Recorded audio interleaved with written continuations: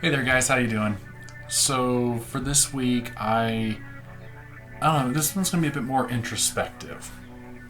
So July actually has a lot of anniversaries for our family, and three specifically, and two of them are positive. One, not so much. First one is on July 18th. Is actually the anniversary of when Wifey Dearest and I got engaged. We got engaged in 2008, and we were married in April of '09. Her and her parents were out visiting from California. I took them up to Telluride, and we went on the gondola up there. She and I got into one cab, and we went off, and her parents were in the one behind us. and yeah, as we up over the canyon, I asked her to marry me, and she said yes. And it was a good time. And July 29th is the 10-year anniversary of when Wifey Dearest and I started Standing Sun Productions. So we were married in April, and then a couple months later, we decided we need to start our own business because I had been laid off from my job during the recession. So I was like, well, time to go all entrepreneur, and so we settled on the name Standing Sun Productions. We liked the story in the book of Joshua where God has the sun stand still while the Israelites finish a battle. Just one of those extraordinary examples of God's power, and I always was really inspired by that story. So we settled on the name Standing Sun. So yeah, originally we just called the company Standing Sun, and that was it. Because we wanted to have the flexibility to do different things. So when we first started, the two divisions of Standing Sun were filmmaking and freelance web design services, video production services, and sewing.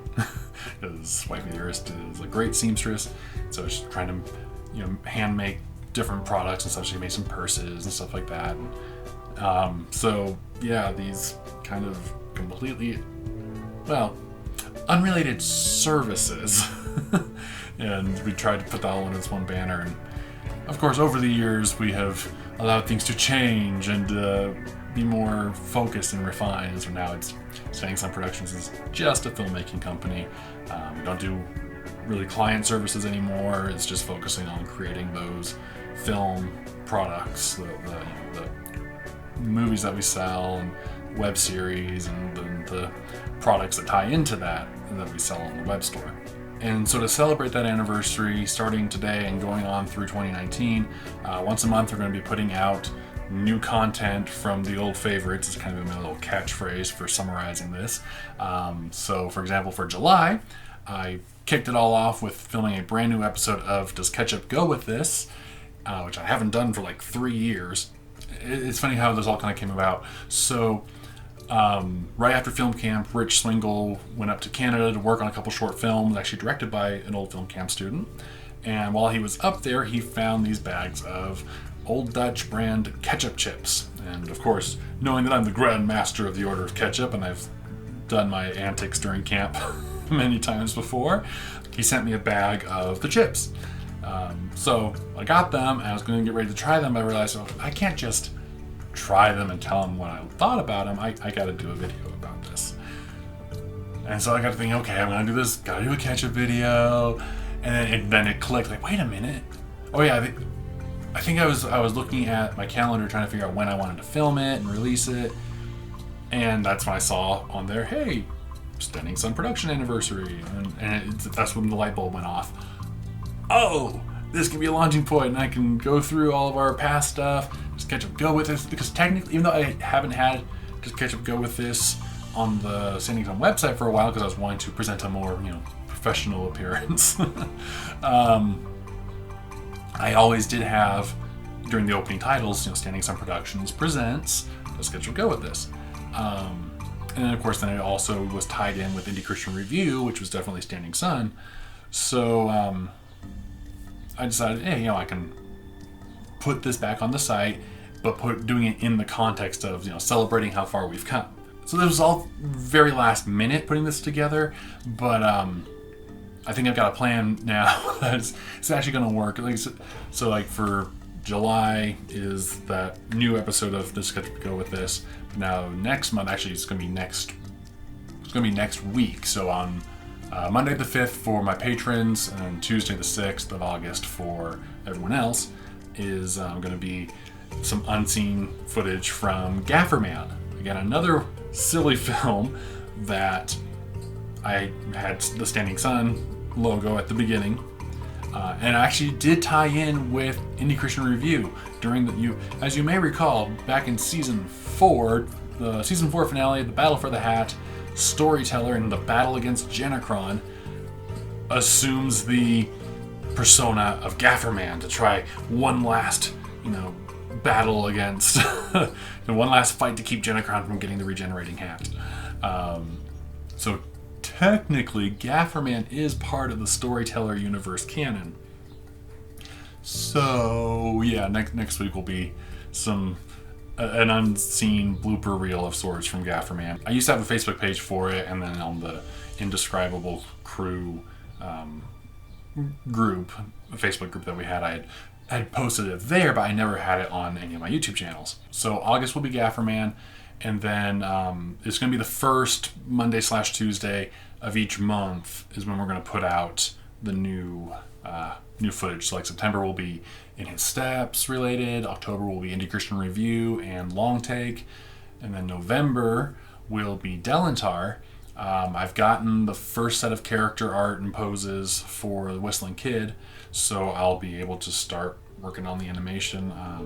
Also got some reference photos for the background, for sets and stuff, so hopefully by November I'll be able to have it finished and ready to go. If not, I'll push it back to December. So November, December is a little up in the air right now, but we've got some time. So those are the happy ones. Now for the less happy one. This is one that I haven't really talked about much on the internet. I had a Facebook post about it when it first happened. But it's been hard for me to really put my feelings into words. I'm still not totally sure what I'm gonna say. So on July 26th, 2016, we had a miscarriage. And it was between Smiley and Buddy. We had actually, before we had any of the kids, we had thought that maybe she had a very super early miscarriage before, but having gone through a proper miscarriage, we figured out that it wasn't that beforehand. So that was a good part, at least.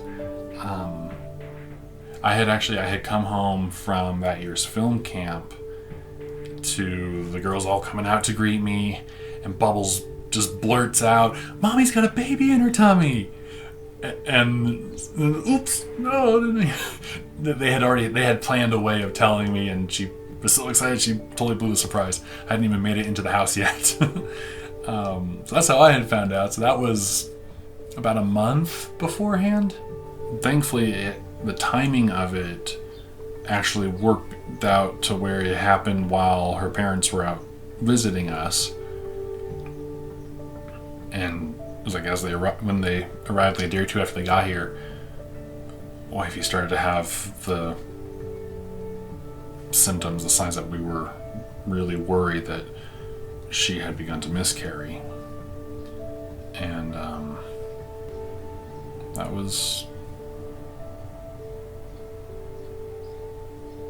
really hard.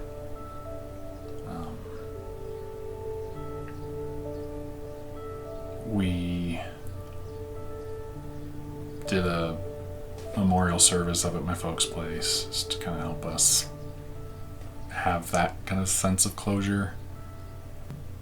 Before she miscarried, wifey had been telling me that she had this dream where the baby had been born and was part of the family, and she very clearly heard the name Eliza.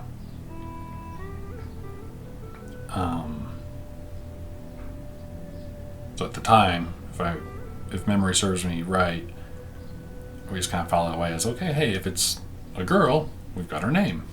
And then we had already had a boy's name picked out, but we had already exhausted our our girl name ideas for the first 3 kids. Since the miscarriage, we've always referred to that child as Eliza. It was still too early to tell what the gender was, but as far as we're concerned, that's her name. Looking back now, I think that's what started my downward spiral into 2017. So yeah, it was September of that year that I was diagnosed with fibro, and in 2017 I made the foolish decision of abandoning filmmaking and trying to run the game store, and the debacle that ensued from that. Wasn't making good decisions, and I think that may have been the start of that. Maybe it's just through my grief I didn't think clearly. It's really hard losing a child, no matter what stage it's at. I can't even, it's hard to put into words just what that grief is like. I'm the kind of person when I grieve, when I lost someone, I take it really hard. I'm a really hard crying type of person. I've lost a lot of friends that I had growing up have died from various things, and of course, I've lost relatives and the like as well. And it's a different kind of grief when it's your child. It's not something that you just get over. And I suppose it's the part of the curse of believing that life begins at conception, that when you do miscarry, you feel that loss as if it was your child that had already been born. I don't think that's a bad thing, though.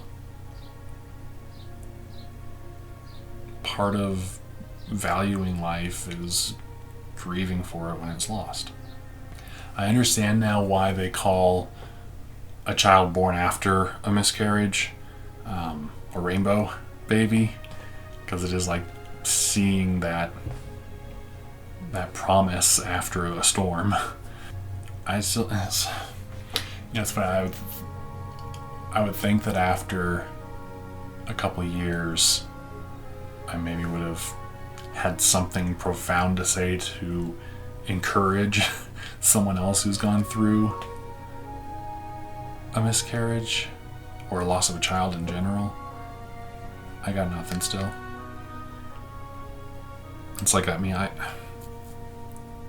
there is a peace that kind of comes afterwards once you've accepted it and have had time to process through that grief. There is a peace.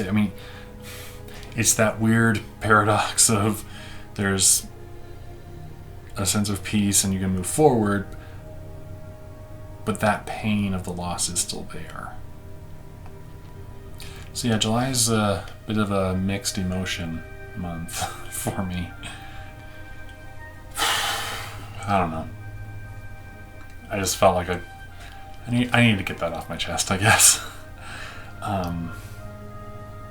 But hey, next week, Gaffer Man bloopers. Fun, silly stuff. Yay. I don't know. I can't think of anything else to say now.